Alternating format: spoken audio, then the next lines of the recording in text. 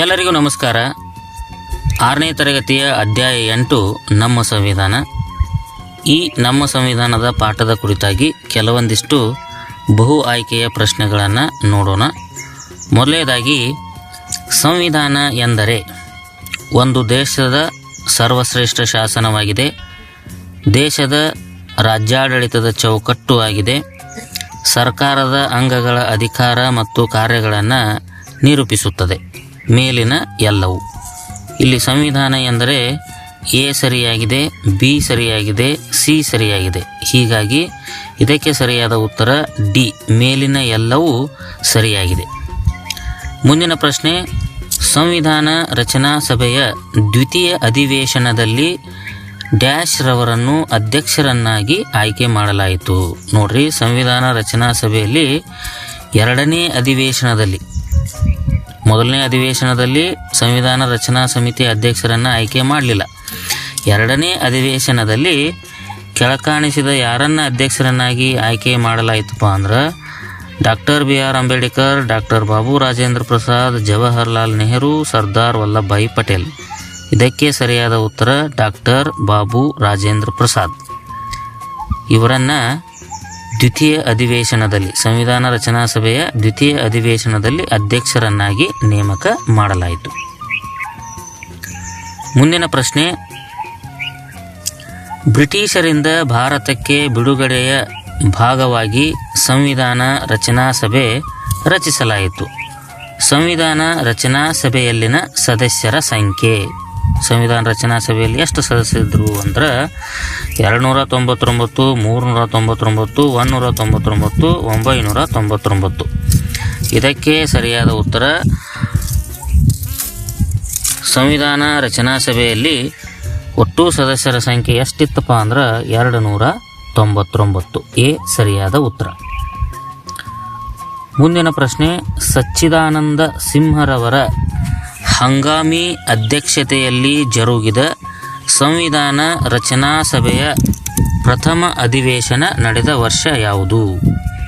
ಅಂದರೆ ಸಂವಿಧಾನ ರಚನಾ ಸಭೆಯ ಪ್ರಥಮ ಅಧಿವೇಶನ ಯಾವಾಗ ನಡೀತು ಅಂದ್ರೆ ಇದು 1946ರಲ್ಲಿ ಸಂವಿಧಾನ ಪ್ರಥಮ ಅಧಿವೇಶನ ನಡೀತು. 1946. ಸಂವಿಧಾನ ಸಭೆಯು ತನ್ನ ಕಾರ್ಯವನ್ನು ಚುರುಕುಗೊಳಿಸುವ ಉದ್ದೇಶದಿಂದ ರಚಿಸಿದ ಸಮಿತಿಗಳ ಸಂಖ್ಯೆ 5, 10, 22, 12. ಸಂವಿಧಾನ ಸಭೆಯ ಕಾರ್ಯವನ್ನು ಚುರುಕುಗೊಳಿಸಲು ಒಟ್ಟು 22 ಸಮಿತಿಗಳನ್ನು ರಚನೆ ಮಾಡಲಾಯಿತು. ಸಿ ಸರಿಯಾದ ಉತ್ತರ. ಸಂವಿಧಾನ ಕರಡು ಸಮಿತಿಯ ಅಧ್ಯಕ್ಷರು ಇವರು: ಬಾಬು ರಾಜೇಂದ್ರ ಪ್ರಸಾದ್, ಮಹಾತ್ಮ ಗಾಂಧಿ, ಸರ್ದಾರ್ ವಲ್ಲಭಭಾಯಿ ಪಟೇಲ್, ಡಾಕ್ಟರ್ BR ಅಂಬೇಡ್ಕರ್. ಸರಿಯಾದ ಉತ್ತರ option D, doctor BR Ambedkar ಸಂವಿಧಾನ ಕರಡು ಸಮಿತಿಯ ಅಧ್ಯಕ್ಷರಾಗಿದ್ದರು. ಮುಂದಿನ ಪ್ರಶ್ನೆ, ಮೂಲಭೂತ ಹಕ್ಕುಗಳ ಕುರಿತು ಸಲಹಾ ಸಮಿತಿಯ ಅಧ್ಯಕ್ಷರು ಯಾರಾಗಿದ್ದರು?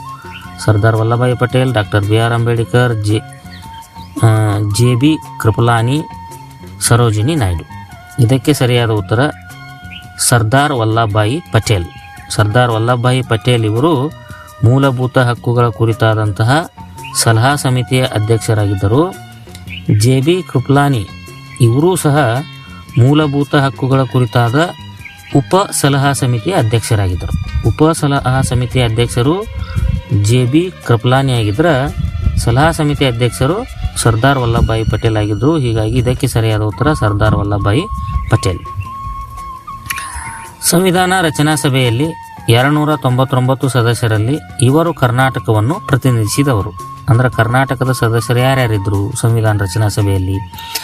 ಎಸ್ ನಿಜಲಿಂಗಪ್ಪ, ಕೆಂಗಲ್ ಹನುಮಂತಯ್ಯ. ಮೇಲಿನ 2 ಸರಿ, ಮೇಲಿನ ಯಾವುದು ಅಲ್ಲ.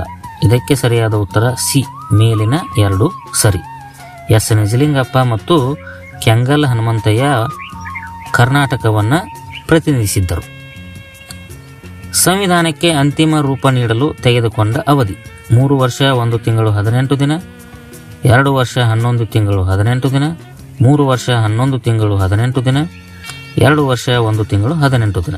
ಇದಕ್ಕೆ ಸರಿಯಾದ ಉತ್ತರ ಆಪ್ಷನ್ ಬಿ, ಸಂವಿಧಾನ ಅಂತಿಮ ರೂಪ ಪಡೆಯಲು 2 ವರ್ಷ 11 ತಿಂಗಳು 18 ದಿನಗಳು ಬೇಕಾದವು.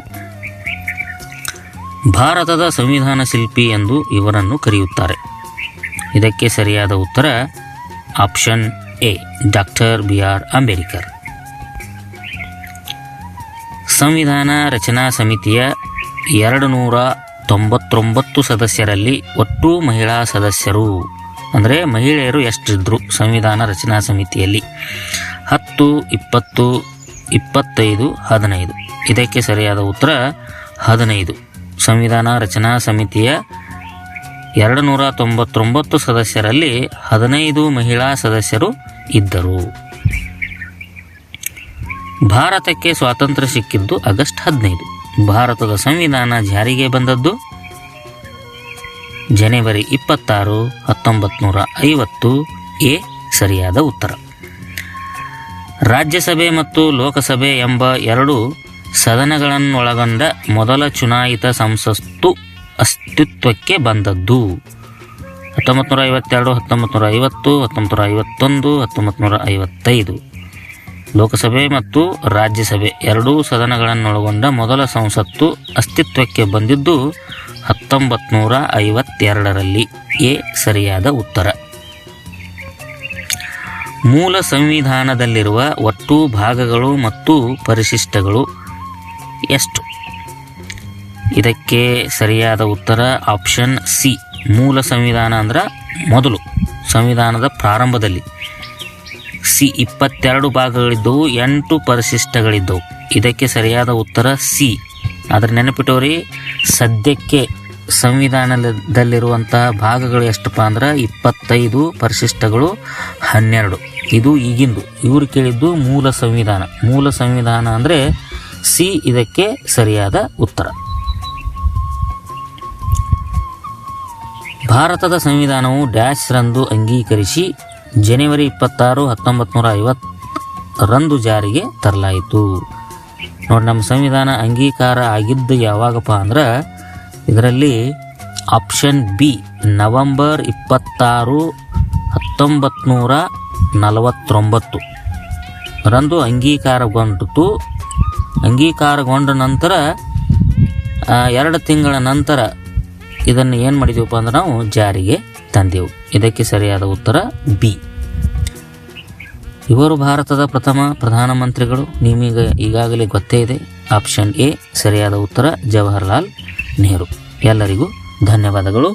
ಮುಂದಿನ ವಿಡಿಯೋಗಳಿಗಾಗಿ ನಮ್ಮ ಚಾನಲನ್ನು ಸಬ್ಸ್ಕ್ರೈಬ್ ಮಾಡಿ.